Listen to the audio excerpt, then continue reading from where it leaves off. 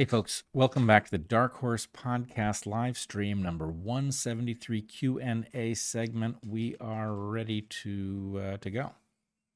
We are ready to go. If you're looking for more Q&As, because we are going to start dropping the number of Q&As by half, we have our private Q&As monthly that you can get access to at my Patreon. And those feel different because there's a much smaller number of people who are showing up live, and so we can actually engage with the chat and respond to it. So those are fun, and they're also long. They're always 2 hours, and these are an hour or less. And speaking of an hour or less, let's get started. Let's do it. Because it's been a little bit, we've got actually 2 questions from the Discord server this week. We always start with Discord questions that the Discord server people send over, and we're going to do both of them. Yes, we are. Awesome. First question. Francine Shapiro was walking in the park when she realized that eye movements appeared to decrease the negative emotion associated with her own distressing memories, leading to the practice of EMDR for PTSD. I did not know that history. Is it possible that hunter-gatherers' regular scanning of their environments for food or threat helped minimize an obviously more traumatic world than the one we currently live in?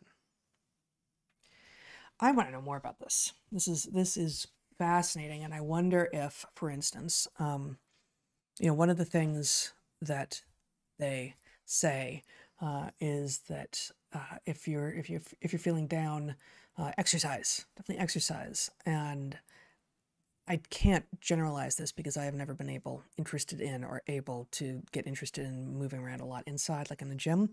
And so for me, when I feel like I just gotta get out of my own head, I gotta get over myself, whatever it is, I'll go for a bike ride or kayaking or paddleboarding or even just a walk, right? And those things, not a gym so much, not an indoor environment, but those things would be providing exactly the kinds of fluctuating visual signals that is being invoked here, that apparently Francine Shapiro, as the founder of EMDR, saw. And I wonder if that's not at least also a factor in, if not perhaps significantly a factor in, the reason that exercise, at least outdoors, does seem to help get people out of whatever anxious or dark or depressive mood that they're in. I'm on board with that, but I want to put a slightly different perspective on this. Mm-hmm. The mind is a processor of information, and presumably it has evolved to process information in a way that an ancestral environment would result to the computing power being dedicated to the things which were most likely to provide dividends, either by increasing profits or decreasing losses. When one's mind is not processing visual information, that processor is dedicated to other things.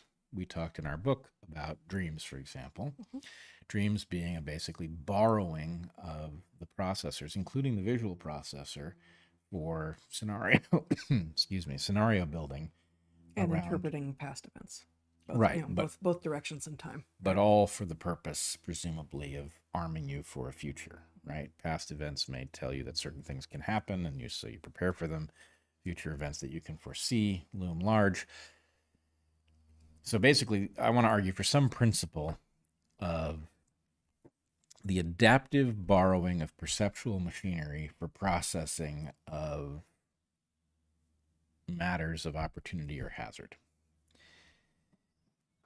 To the extent, for me, I can navigate our house in almost complete darkness, right? The tiniest bit of information, a tiny bit of light emerging from a door or a glint off a knob on the stove, whatever it is enough for me to orient and walk around.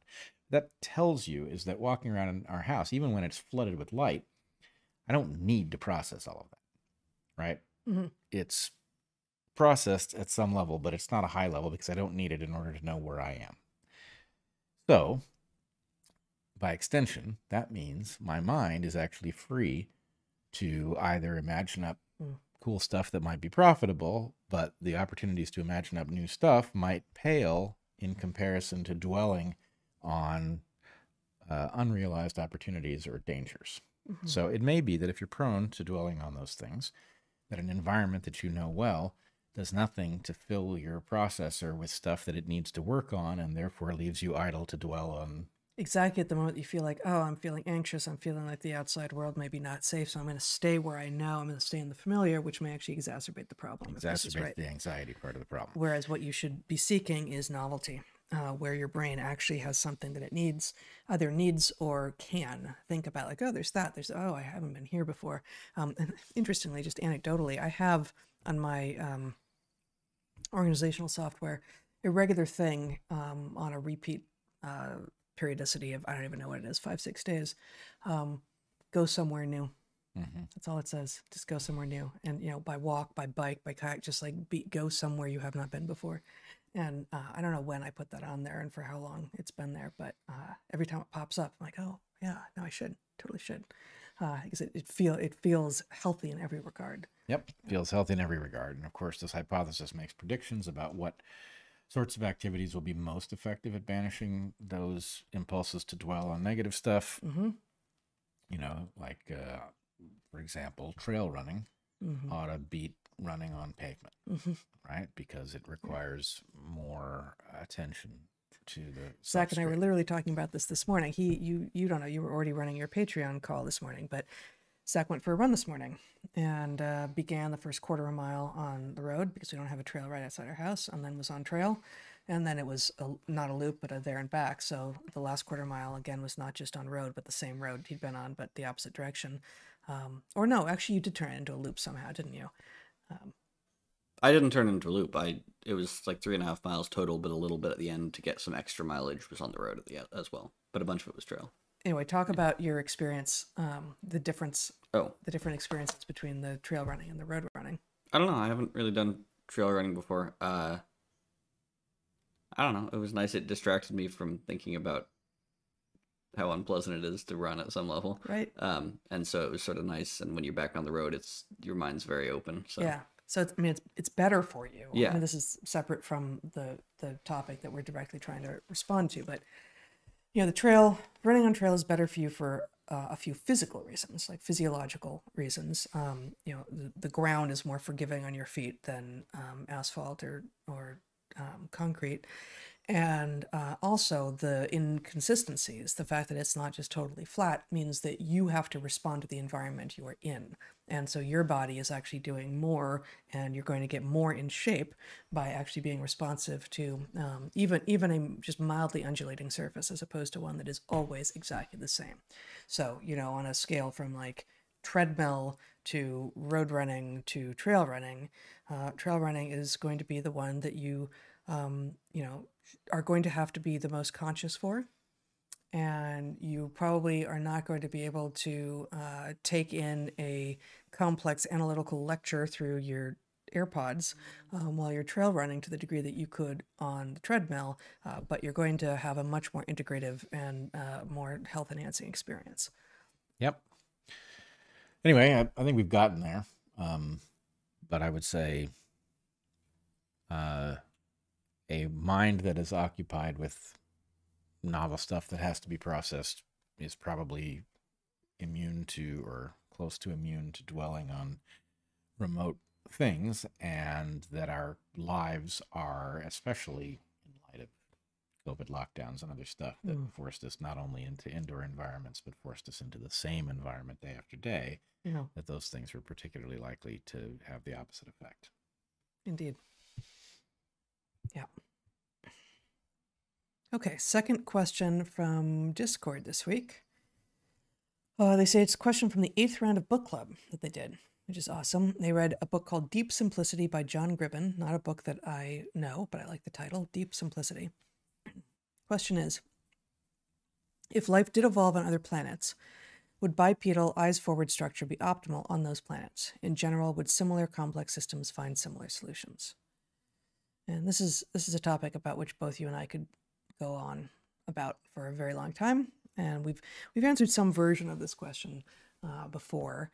Let me make a first stab. We'll go back and forth a few times. you asked specifically, the Discord server asked specifically about both bipedal and eyes forward structure, which is just, it's called frontation, when your eyes are both on the same plane, basically, on the surface of your head, such that you can triangulate and get binocular vision as opposed to having a greater field of vision, but it's harder to perceive depth because for each of your eyes, you only have one eye on any particular prize that you're looking at. Whereas we have a lot behind our heads that we can't see, but what we can see is almost entirely perceivable with both of our eyes. Thus, we can track about how far it is and get a much better sense of position and speed as well. So would that, would if we start from if eyes, would frontation, to say the idea to have binocular vision, be something that evolved in some organisms? Yes. But, if eyes, are photons going to be useful in to sense your surrounding environment? Almost certainly. Could life evolve in a situation of total darkness in which there are other ways to sense things? I guess maybe. We don't know what that would look like. But so assuming a world in which you have, a non-tidally locked planet, and therefore there's night and day for everyone on the planet, and generally some organisms are optimized for dark, some for night, very occasionally for crepuscular, the dawn and dusk times. Those organisms that need to perceive distance quickly, which is to say often predators of other organisms that move around, will tend to end up having eyes forward facing. Bipedality is a bigger question because whereas photons are likely to be in abundance and free on just about any planet on which life can evolve, the advantage of bipedality are much more specific to the situation that we find ourselves in on this particular planet, with our particular history of being first sea-dwelling, then land-dwelling, then tree-dwelling primates, and then came back down to land. So we're secondarily terrestrial, but we only emerged from the sea once. But our primate ancestors were all arboreal. So we came down, and then some of our ancestors, presumably having come down, were still moving around on all fours, and then at some point we start to emerge. We start to emerge as bipedal organisms. Why? So is it so that we can carry things? Is it so that we can see higher over the grassland savannas in which we were mostly coming out of the trees and the forests into? Is it so? Those are two of the main hypotheses for why we ended up going bipedal, and there were of course a number of other associated changes with the bipedal gait. Bipedality seems particular enough that it's not at all clear to me that another origin of even sentient, highly sentient conscious life would inherently be bipedal on a different planet with different considerations. That's a first pass. Yeah, I would answer this similarly, I think. Photons are free in most of the circumstances that we would expect to see life, not all of them. I think it's perfectly plausible that you could evolve in a dark situation and use something else, but I would expect, the way I would do this is I would say, don't imagine some other place. Imagine that there are millions or billions of other places where life has evolved. Would we see bipedality? Often. Right. Would we see it more than half the time? Maybe not. Not in sentient creatures, but we have multiple bipedal terrestrial creatures, right? The birds. We've got the birds. We've That's got one origin. macropods. Kangaroos and wallabies. Yep.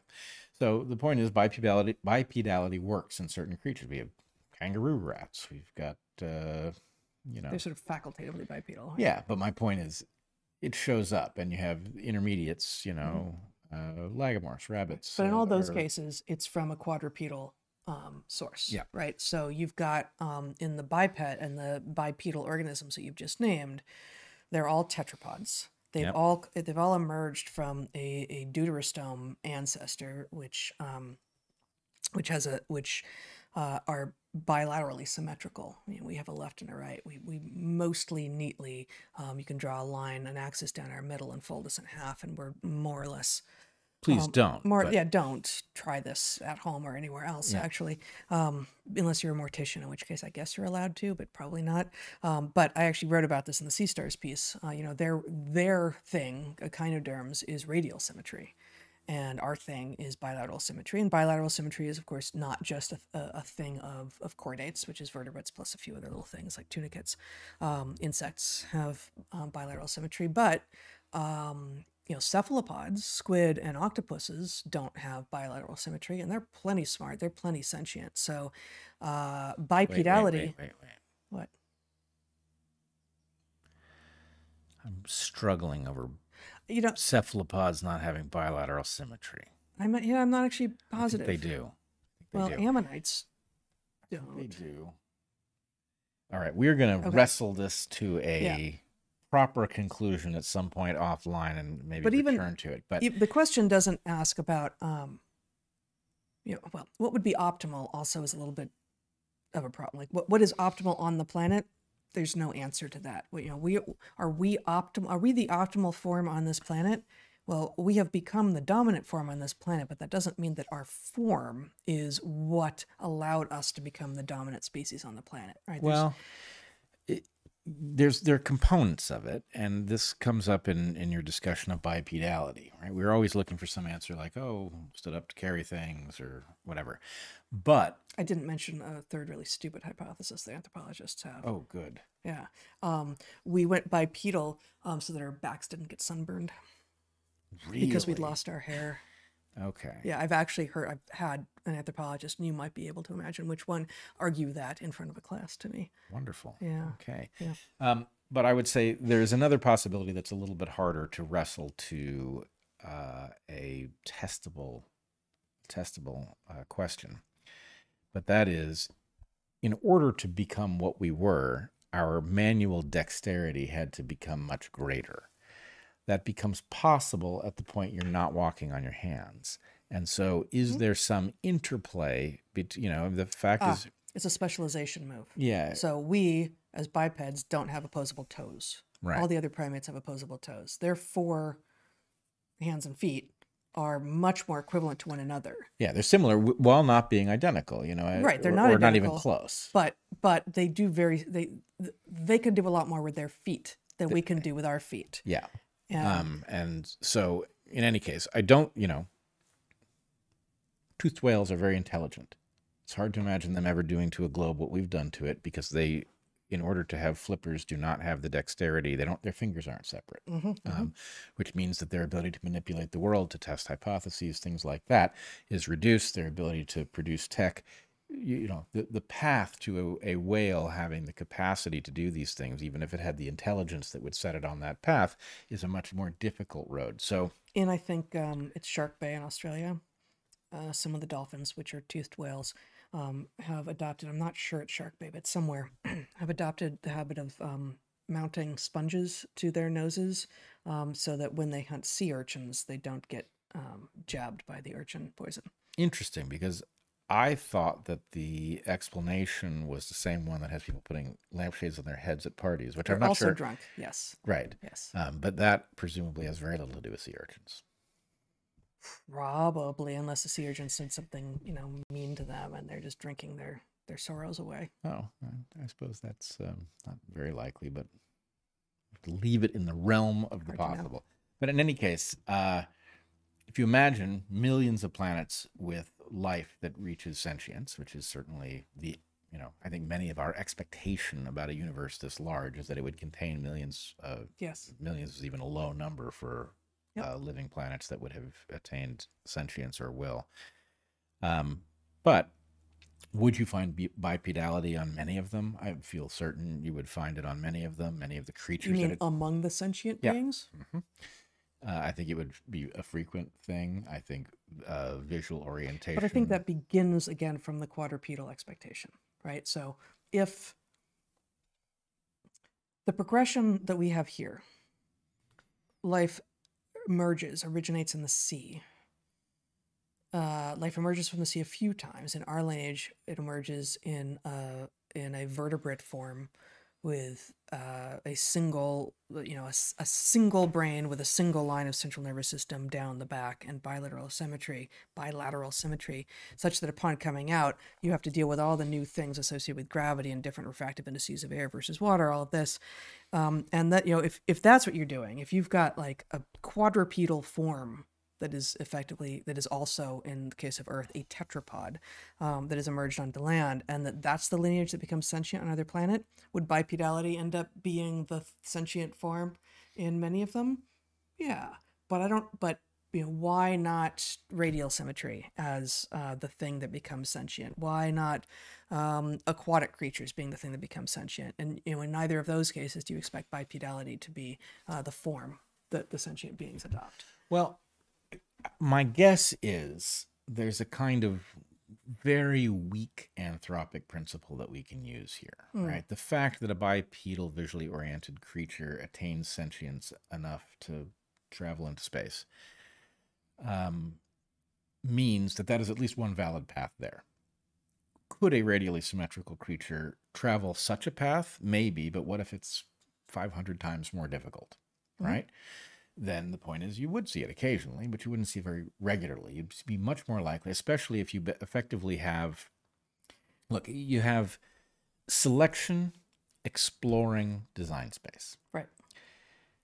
A quadrupedal platform is not the only platform that can explore design space in the way that the tetrapods have, but it is a very effective and repurposable platform. So you would expect to see many such explorations. And the question is, would you expect to see in such an exploration a bipedal lineage be more likely to attain technological capacity? I think so.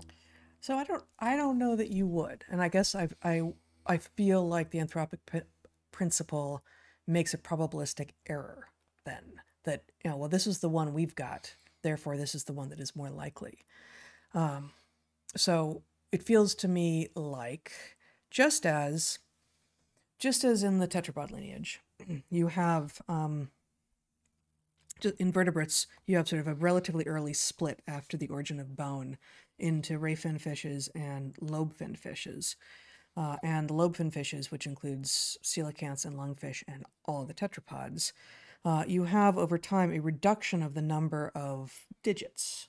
And so some extant, that is to say still living on the planet, members of that clade have like 8 digits. And then we get a reduction and, you get to like a horse with 1 remaining digit, right? So there is, of course, room to say, okay, well, how many things is the right number? And over in radial symmetry land, just in the example that we happen to know, because this is where we live, among the sea stars, among the starfish, you have number of arms ranging from 5 to 50.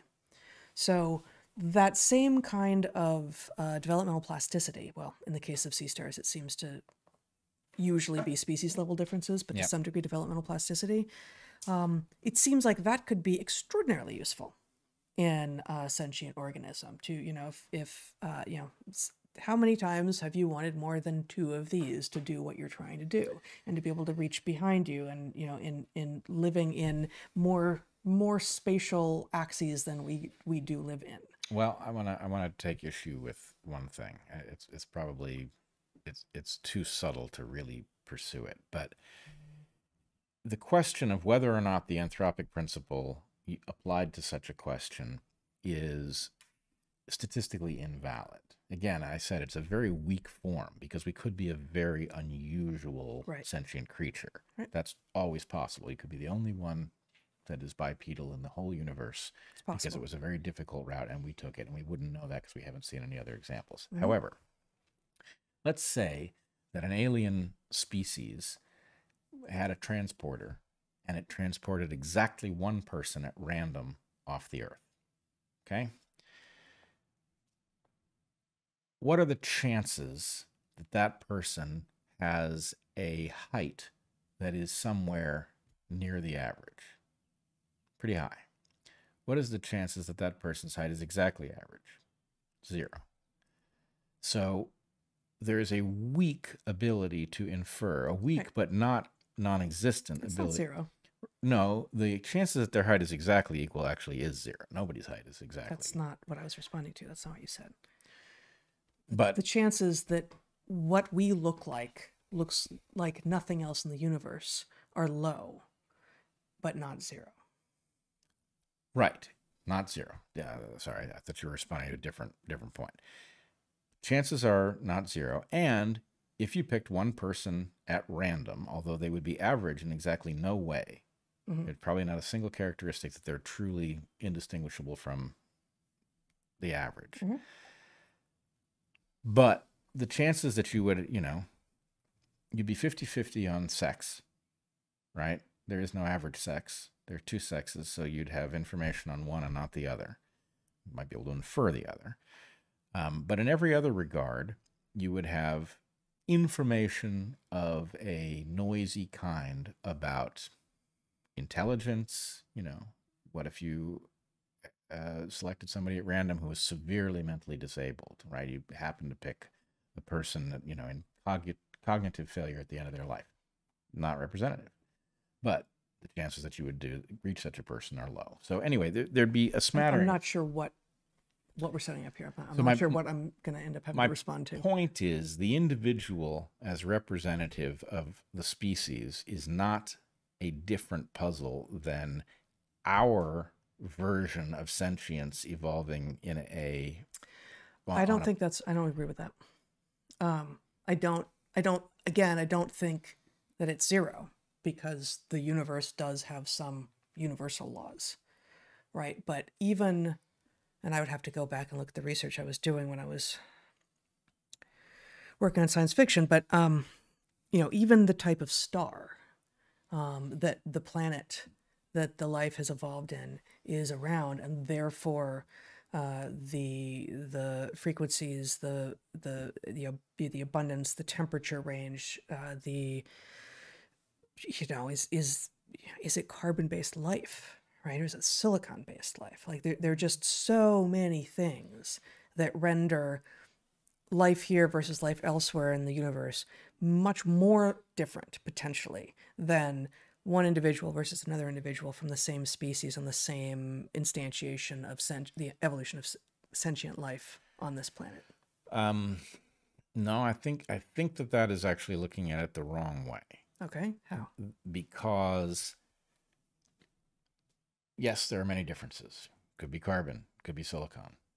Don't know which one would be more common, but it's not an infinite diversity on which you could build a platform of life that would look like Earth life. So the ability to work backwards... Well, why does it have to look like Earth life? It doesn't. But... this is like, so if we're constrained to it looks like Earth life, then that seems like a cheat. No. Is it possible to have life in a state of plasma, right? Where you do not have elements having coalesced, for example? Probably not. Am I ruling it out? Do I think I know enough? No, but my point is we do know that you can get life in a universe that is, rich with chemical elements and sufficiently cool and all of that. We know you can get it on a planet that isn't tidally locked. We don't know for sure what happens if you bake the hell out of one side of a planet and leave the other in total darkness. That's an interesting thought experiment, but we do know that on a planet that rotates and provides a balance, you do get certain forms evolving. So anyway, all I'm saying is that the amount of information that a single individual provides about the species Homo sapiens is considerable, but you could imagine many places where extrapolating from a single individual would lead you into a cul-de-sac. So it's low quality information, but it's significant information. I'm inferring that in a universe full of different evolutions of life, in which some of those evolutions produce something sentient, that a single individual has the same characteristic. An evolution of life. What characteristic? That it tells you some things about how life evolved. Oh, the same. So a single individual from a species of sentient life on some other planet should similarly provide an indication albeit imperfect, of what the whole species is like. Right. And the way that that is most useful is that we can say, what are the chances that we are an average platform for sentience? Substantial. But that's, to me, that's a leap there. So individuals representing species imperfectly, yes. Here, elsewhere, yes. Therefore, an example here you can use to infer what it likely looks like there, I am not as compelled by. Well, again, I'm projecting onto a universe of examples that we will never see. Yeah, unfortunately. No, I don't think unfortunately. The question is... You don't want to see them? No. Oh, yes. I very much want to see them immediately if possible. And I have questions for them. So hopefully do they. Hopefully. And no doubt they would. But my only point is the chances that our path to sentience was particularly convoluted are low. The chances that it's something like the average path is relatively high. I guess I just don't. There's so many steps. I mean, you know this right, as well as anyone. So, if every step there were 1,000 possibilities, and 500 of those are kind of near the middle, and even let's just even if it's just 100 that are like more likely than not, and every single time we went with one of those middle 100, that's still so like you take that one or that one, and now you're like you just go so far again. Apart, so I think the logic is incorrect work this way, and I get it, right? So I have not yet heard the counter argument. Okay, can we rule out sentient plants? No, we can't. No. Am I expecting them? No. No, I'm really not expecting. No, I'm so disappointed in this question. Right. Well, I know, but yeah. but my point is it safe to rule out sentient plants? No. Nope. On the other hand, would I be right to be surprised as I ran into them elsewhere in the universe? I would be right to be surprised, because there are logical reasons to say that actually was a branch not particularly likely to generate sentience. But the original question, which also incidentally didn't talk about sentience, but like we've moved into a sentience question, specifically mentions two characteristics: frontation, like binocular vision, and bipedality. Yep. And in my initial foray into answering it, I did separate those and said, well, given, yes, it's possible. It could be deep sea. It could be tidally locked. You could whatever. Maybe no photons, but given the ubiquity and freeness of photons, probably photons, in which case frontation, yes, almost, very, very often. I won't say almost certainly, but very often. Whereas bipedality has a lot more contingencies that happen before you end up having that be a useful form. Yep. I agree. I agree with your hierarchy, right? I think. And this is like, this is one of the things that I used to do in my vertebrate evolution program. It's like my final big, it's like, okay, I've got 12 characteristics that have evolved on this planet. In a rerun from history, we're starting at 500 million years ago. I want you to you tell me, and use everything at your disposal to argue your case, which one of these things, like the likelihood that each one of these things would actually re-evolve in a rerunning of history from a starting point 500 million years ago, like base vertebrate. Right. And it included everything from lungs and feathers to written language. Written language is an easy one. It's always last, right? And on this list. But, how do you prioritize things that in this running of history are contingent on one another, right? But aren't necessarily contingent on one another, and it could have easily happened separately. I think it's a super fun game, but I don't think, given that there is a difference, even just between like binocular vision, frontation, and bipedality, I can't imagine why we imagine that the sentient aliens out there, on average, kind of look like us. Well, I'm not saying that they do. I'm saying that you can infer something about the potential of different pathways, and that the ability to, for you and me to look at things like plants and say, we don't really expect highly mobile photosynthetic animals because it doesn't work. And we don't really expect plants to develop sentience because it doesn't pay Yeah. What's know, it doing for them? right. What problem is it solving? And if I did that over 1,000 different questions, would I expect to be wrong some fraction of the time? Yes, but I would expect to be well above random at the ability to say that's going to,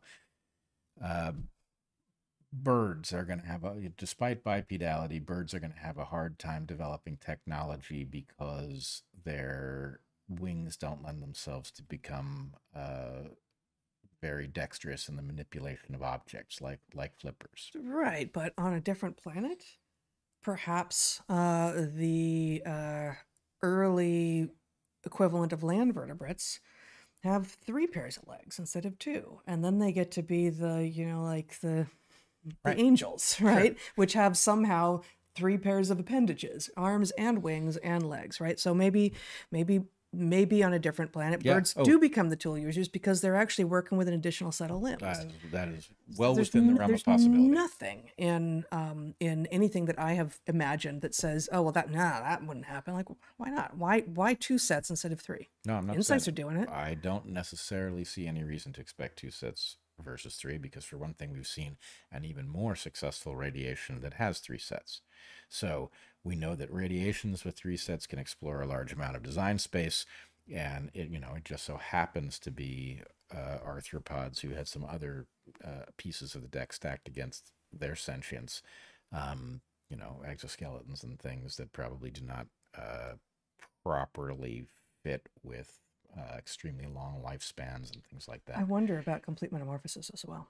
I wonder if a complete reconfiguring of all of your body tissues as you become an adult doesn't effectively limit the value of a long childhood. Yeah, it means that the developmental pattern is unlikely to discover something in which you have a second pattern, a second mode of inheritance, things like that. Yeah. Anyway, I just don't think that... as somebody who's spent a lot of time thinking about design space and how selection explores it, it's an impossibly complex puzzle that is much less complex than a completely free canvas. And it's not a completely free canvas, but I'm not...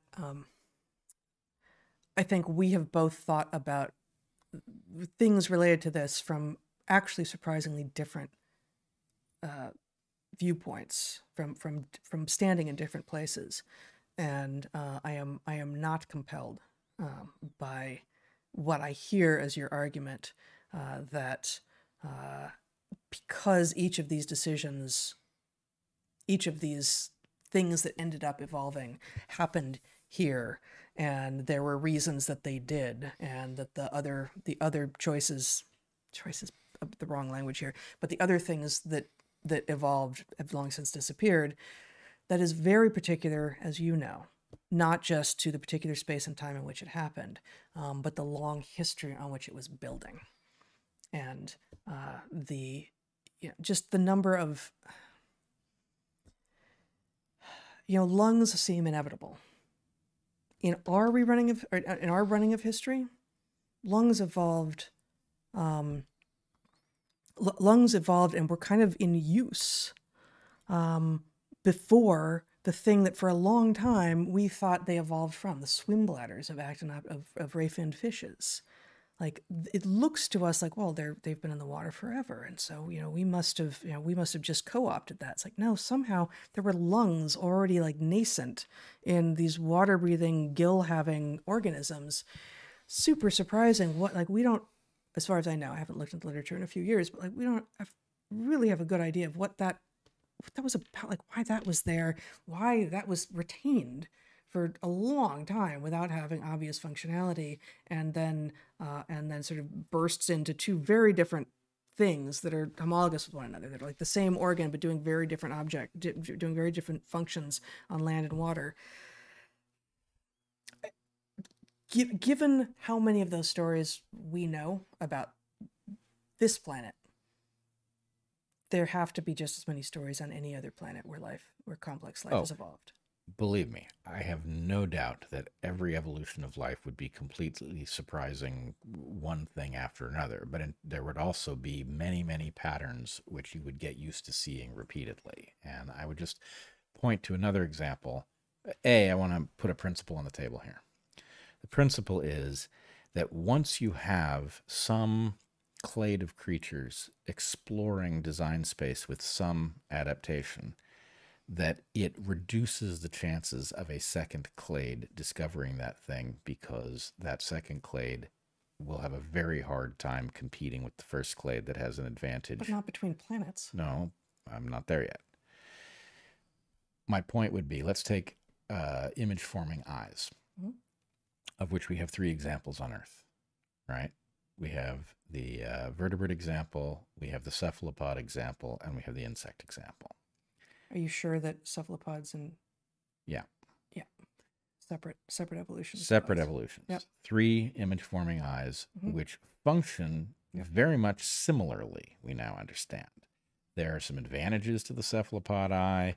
The vertebrate eye is inverted and has a blind spot that is a defect, but nonetheless, the point is, how the thing works is shockingly similar, in spite of the fact that you had clearly 2 of those 3 being explored by adaptive evolution in a world that already had 1. So my point is, image-forming eyes are so useful. But it had 1, but that 1 wasn't available. Like, the early vertebrates didn't have access to a cephalopod eye. Right, and the question is, why in that world were there niches sufficiently different that the fact that some clade was already exploring with image-forming eyes did not mean that it was simply going to outcompete any vertebrate ancestor that developed an eye, for example. So anyway, my point is, the fact of selection repeating itself with both convergent evolution and parallelisms is such a common pattern and happens with such regularity and surprising convergence on detail that it speaks to a constrained design space. Okay, I think I know where we're disagreeing then. Okay. Because on eyes and even on frontation, which is a more precise version of eyes and what you can do with them, I think we're in agreement.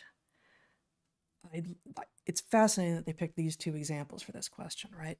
With regard to bipedality, the utility of bipedality is so contingent, not just on the landscape in which you move, but also the bow plan on which you are evolving from, the bow plan from which you are evolving. And there are a number of bow plans that organisms can evolve from that are highly functional and that could still allow them to manipulate tools and be social and all of these things.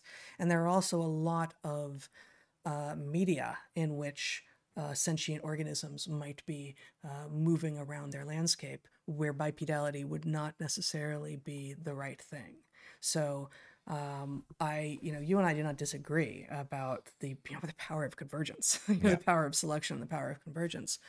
I think we are disagreeing at actually a fairly trivial level about, because the part of this that I've spent a very lot of time thinking about is what kinds of things would actually always happen every single time, and therefore you have to put them right up at the top of the list, even if they don't seem important to you. Yep. Because they would just always happen no matter what. Yep. Now, in my, in the exam, this take-home exam that I would always give to my students, it was a rerunning of life on Earth. Yeah. And so I do think that things are potentially quite different on other planets. But there are other things that wouldn't necessarily evolve. And so, to some degree, this may be uninteresting to us, but seem really interesting to other people, where if I say, well, feathers might not evolve, yeah, but flight will. Flight will evolve, right? On a planet with an atmosphere where life is evolving, where where therefore there was enough resistance in the air that flight could work. Yep. Flight will evolve, but it isn't necessarily with something that we might recognize as feathers, right? Right. Oh yeah, totally agree, and I totally agree that the frontation of the eyes is much more likely to be seen as a regular pattern among sentient creatures than bipedality. Bipedality seems much more arbitrary, and in fact, bipedality is kind of a bad bow plan as it is, right? Yeah, we're not doing it very well. It's birds, fraught. birds are rocking it better than we are. It's fraught with hazards. And so it may be that that's actually a hint about what it is, that what else we were, our dexterity with our hands was worth the cost of becoming a quadruped that stood up on 2 legs and dealt with the problem. Well, at least our backs aren't burned. I mean, we do have that going for us. Right. Anyway, I think we've got. Navigating through shallow waters is another thing that's been posed for so like aquatic ape, the smart version of the aquatic ape hypothesis for why we went bipedal. That you have, for instance, baboons in the Okavango Delta in Botswana, sometimes actually with babies on their tummies as the mothers swim between islands during the flooded season. Actually, the babies will drown. Like, it's crazy. But this is Cheney and Seyfarth doing their amazing work, who've reported like they actually do this. Like, somehow they forget that the baby can't breathe when it's underwater. So, walking upright allows you to go through deeper water and potentially not drown your baby, for instance. All right, that was fun. Yeah. All right. Let's see. That was like most of the time we have. So we're going to get through. We're going to get through some questions. Productive, it was awesome, in my opinion. Yeah, that was fun. Okay. Will you guys be doing Unity 2024? Have you considered RKJ? I'm thinking they mean RJ. Wait, no. Junior. RKJ. What's RKJ? I'm going to assume you mean RFK Jr.? RKJ. Oh, maybe it's Robert Kennedy Jr. That's what that means. Okay, I'm going to start over.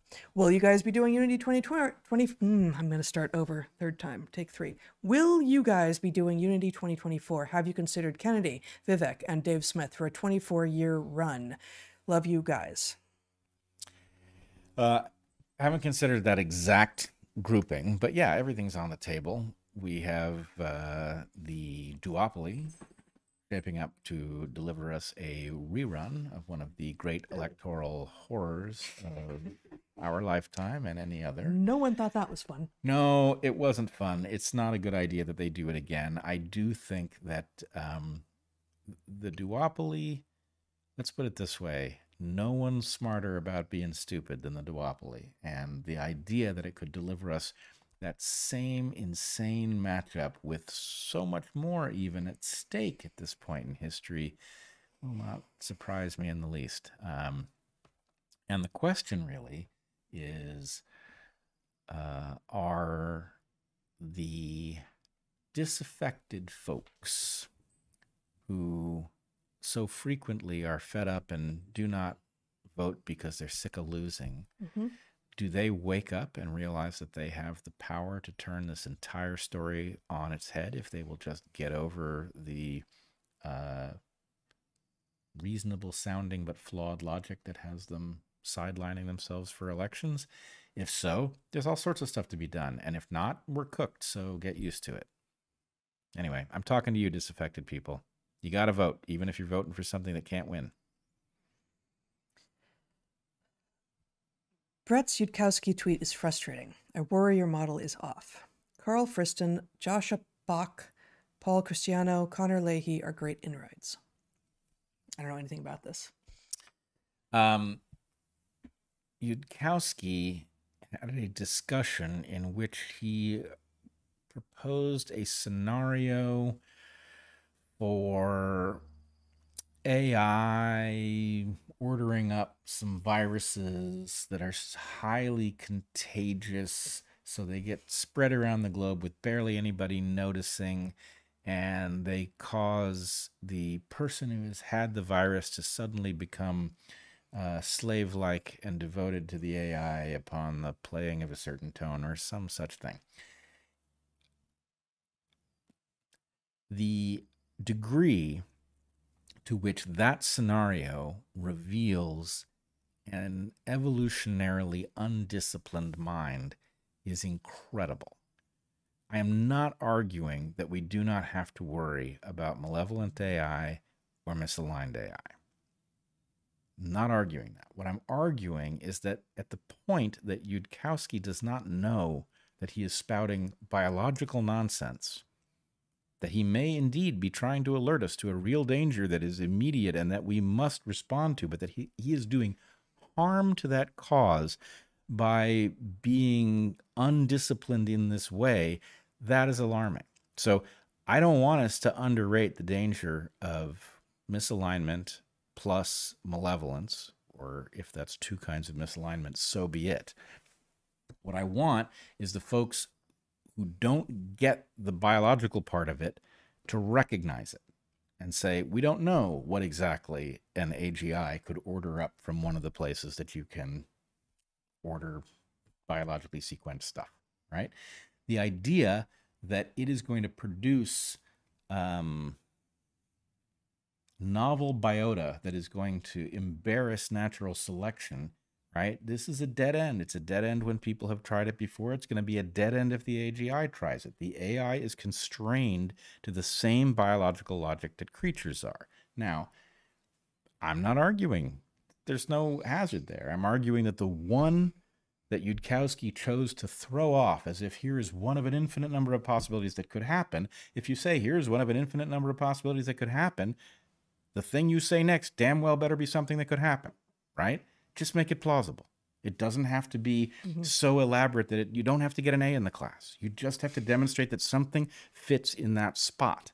And so, anyway, that's pretty much the end of my rant. Don't just invent nonsense and imagine that because biology looks chaotic to you that anything can happen, because it can't. Okay, a couple more AI questions while you're on the topic. Okay. Eric Weinstein often talks about the twin nuclei problem.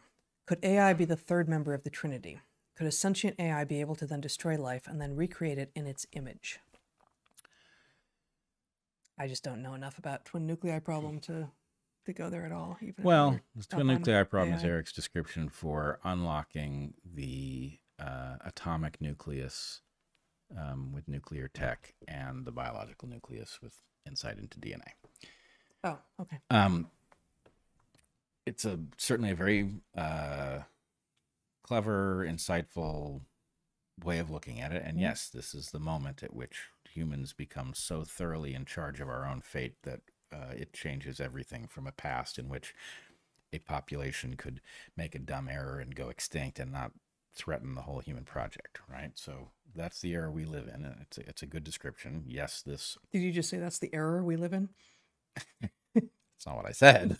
Well, it may be what I said. It's not when I sent the messages to the muscles. That's not what I intended to say. Okay. But yeah, AGI, I don't know that it's a, unfortunately for the branding, it's not a nucleus. So, we're going to have to stretch to fit it into that rubric in order that it's still linguistically efficient and clever. But from every other perspective, yeah, this is another place where we have invited a whole new level of hazard to the human project without sufficient preparedness for our now godlike capacity. And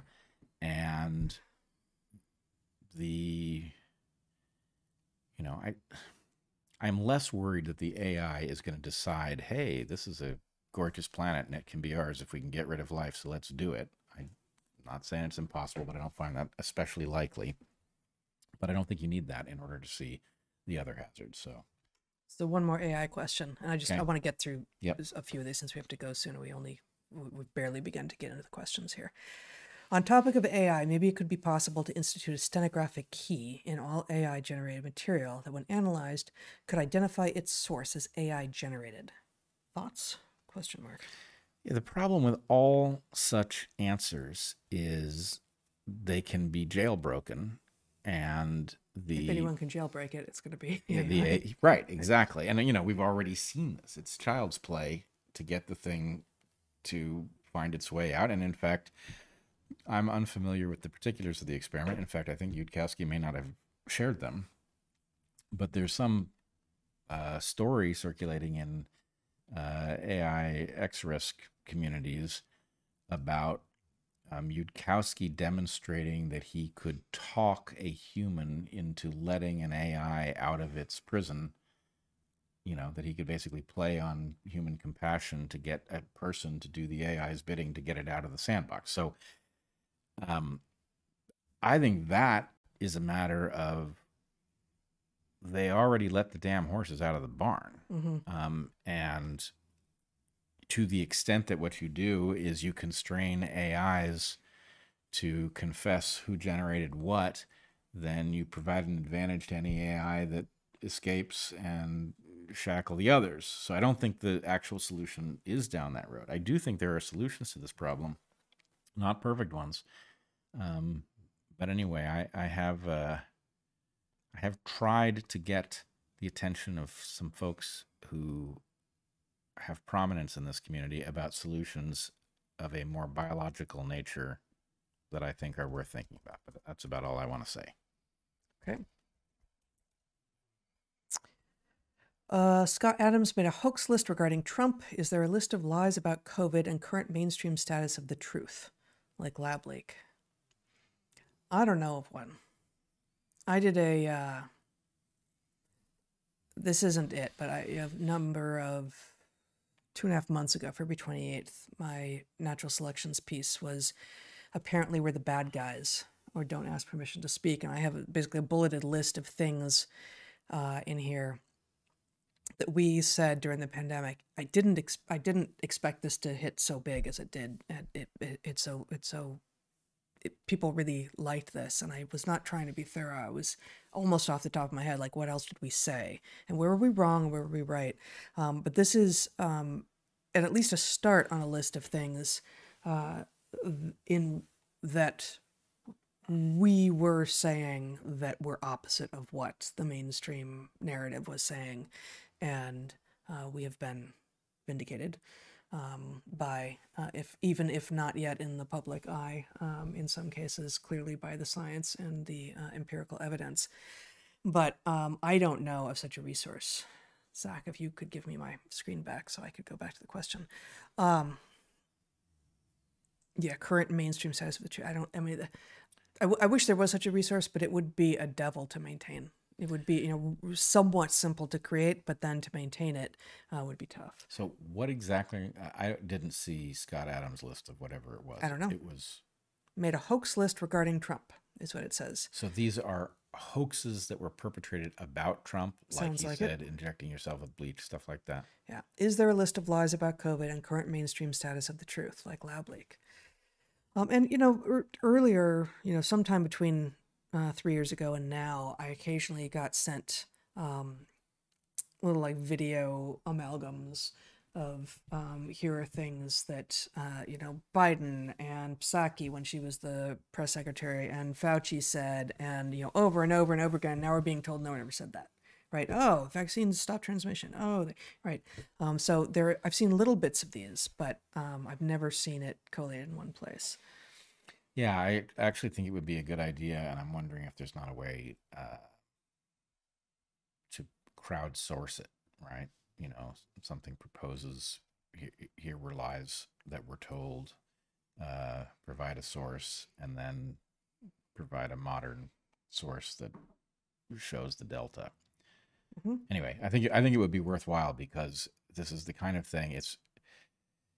I don't know. I was looking at a video compilation of places where the unvaccinated were being demonized and threatened recently, and I was shocked, even though it was only a couple years back, at how vivid and aggressive and nasty these claims were. And so anyway, the point is, time is moving so quickly now that it's hard to even remember what that era was like, even though it was effectively yesterday. So I do think such a list would be useful. My mother was recently scolded by a junco while pruning blackberries in her garden. Turns out they're nesting at the base of a big ceramic planter. We see and hear hungry mouths. Yeah, it's the time of year for mama and daddy birds to scold the people who stray too close to their nests. That's cool. Is there a correlation between pathologies associated with consanguinity, and that is to say inbreeding, mating between close relatives, and the repression of homosexuality in different, that is to say, non-modern societies? I'd never thought to put those two things next to each other before, and I'm not sure I understand the question. Is there a correlation between pathologies associated with consanguinity and the repression of homosexuality? I I don't think so, but I'm going to have to think through it. Because Yeah, there's a I don't bunch of think so things in either, this neighborhood that but are yeah, interrelated. just a few questions that I at least have no ability to respond to. What do you think about the hepatitis C medication? I have no idea. Don't know. Yeah. Are you familiar with organ chips? They sound promising for personal drug testing. And the link that they give, so hard to get links off of this, is at Harvard/technology/human organs on chips. So Sounds a little the weird. word organ is throwing me. Yeah. If they're talking about these chips in which you can effectively expose an array of something to some substrate and see which quadrants light up. Yeah. I've seen technologies like that, and I don't see in principle why there's any reason you couldn't build one that would tell you whether a particular person was compatible with a particular drug. So in principle, that sounds reasonable. Mimicking human organs in vitro, enabling faster, better, and cheaper drug development and insights into human health. That's slightly different. Yeah, microfluidic devices lined with living human cells for drug development, disease modeling, and personalized medicine. I've never heard of this before. I think I know what I think. I would say this is effectively like a sophisticated computer model. Mm-hmm. And what I don't want to see is somebody decide that what happens on the chip is what will happen in a living organism.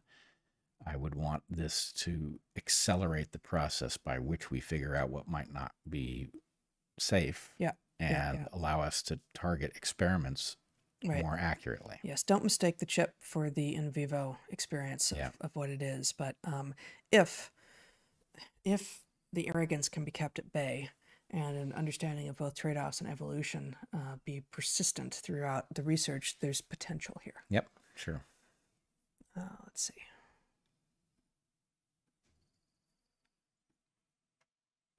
Okay, let's get a couple more before we go. Okay, two more. How does one balance a love of dogs and the outdoors with a rational fear of ticks? You know, we are lucky to live in a place without much in the way of ticks. And I have wondered this. It's been a long time since you or I were on the East Coast, lived on the East Coast or upper Midwest. I mean, it's going to depend on your particular situation, your particular environment, you know, where the ticks are, how common they are, whether or not they are seasonal, whether or not they have circadian cycles, you know, whether or not they really don't get into skin if you are well sealed, you know, if your clothes are well sealed. All that, you know, the ectoparasites are not just a single thing. It's like, oh, you know, in order to avoid ticks, you must do X. It's going to be different depending on the particular situation. But, you know, my bias is you figure it out. Of course, you get outside and you get your dog outside, but dogs, of course, are not going to be well suited to being, have it explained to them how to avoid the ticks in your area. Yeah, I would say personally, there's probably some best approach with clothing. You know, it might be that a brimmed hat keeps them off to some extent and well. Are they falling? Are they falling on you? Out of trees and things. Keeping them off your dog is a second thing. It's, of course, in some sense, less important. Dogs being shorter lived and not people, but it's still important. Yeah, and you got to spend a long time checking both you and your dog when you come in. That's what I was going to say, is that in addition to preparing well for going outside and knowing whether or not you're in a ticky location or a ticky moment in the year or both, vigilance when you get back and a thorough check to make sure that you in particular don't have something brewing on your scalp or wherever is going to be key. And the dog will love it. You go through the entire dog looking for ticks. Totally. 3 scritches. The dog will love it. The ticks will not. That's okay. Well, in fact, I would say it's good. The only good tick is a nervous tick. Did you send in this question? No, I did not. But thank you to whoever did. Thanks, Isabella. Great. Okay, final question. I don't know if I'm pronouncing this person's name correctly, but I think most viewers and listeners will recognize who we are talking about. What are your thoughts on Elon Musk's hire for the Twitter CEO, Linda Yaccarino? Yeah. Oh boy. A couple things to say here.